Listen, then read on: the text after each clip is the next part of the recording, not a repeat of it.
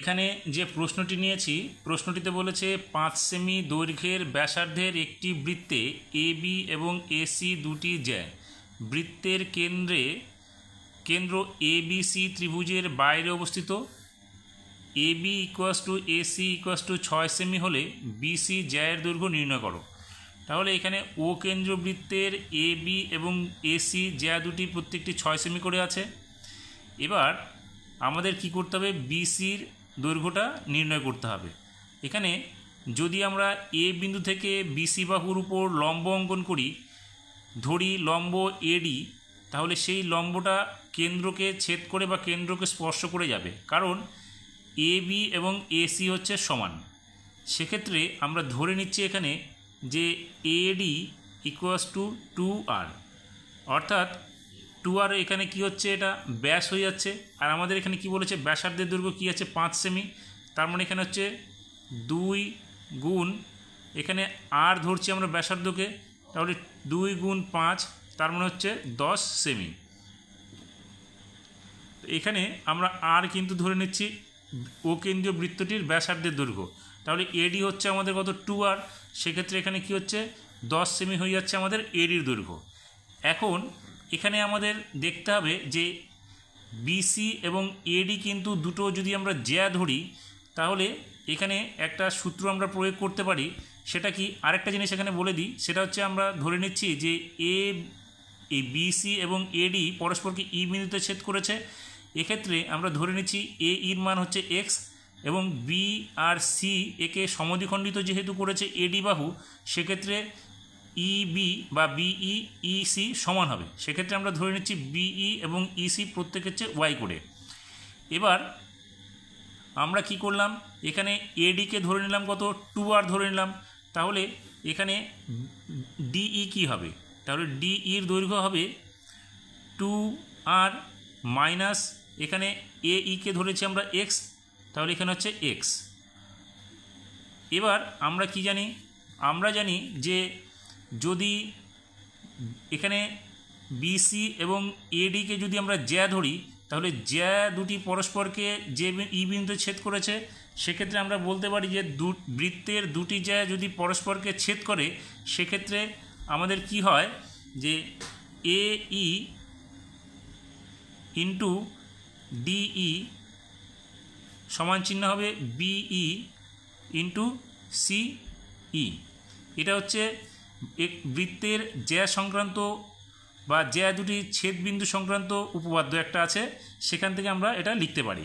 সেক্ষেত্রে এ ইর মান কি আছে, এ ইর মান হচ্ছে এক্স ইন্টু ডি ইর মান কি আছে, ডির মান হচ্ছে 2r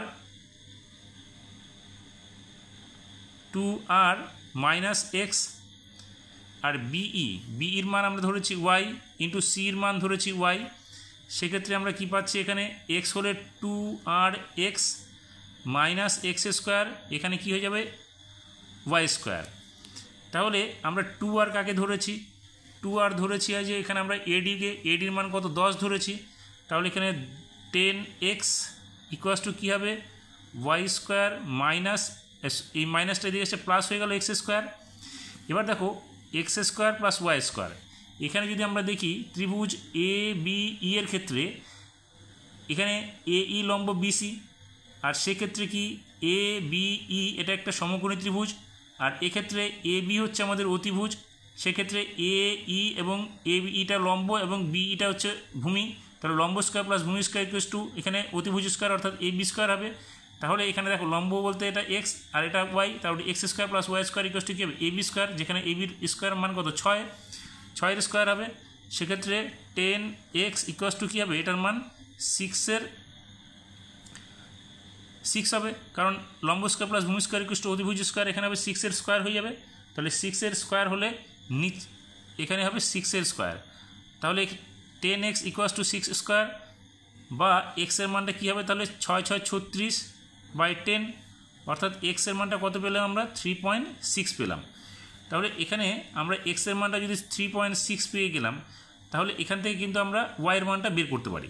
তাহলে এখানে ত্রিভুজ এ বি ই এর ক্ষেত্রে কী পাবো, এবার এখান থেকে আমরা পাবো কি বিই, বিই কী পাবো বি পাবো A B square minus A E square.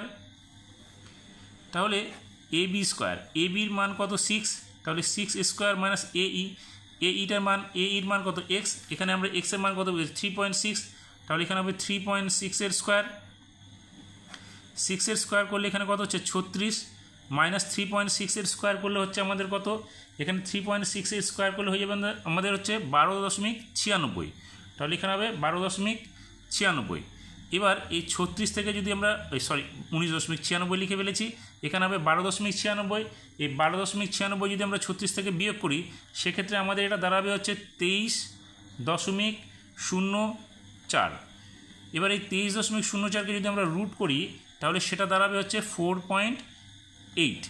তাহলে আমরা এখানে কি পেলাম, বি এর মান পেয়ে গেলাম আমরা কত 4.8। তাহলে বি এর মানটাই হচ্ছে সি, এইখানে সি এর মানটা, তার মানে আমাদের কি হলো BC equals to 2 into BE. তার মানে 2 ইন্টু বিই মানে হচ্ছে 2 ইন্টু 4 ইন্টু 8, তার মানে হচ্ছে কত আমাদের 8 দুগুণে 16, 4 দুগুণে 8 আর 9, অর্থাৎ 9.6 সেমি। এটাই হচ্ছে আমাদের উত্তরটা চেয়েছিল।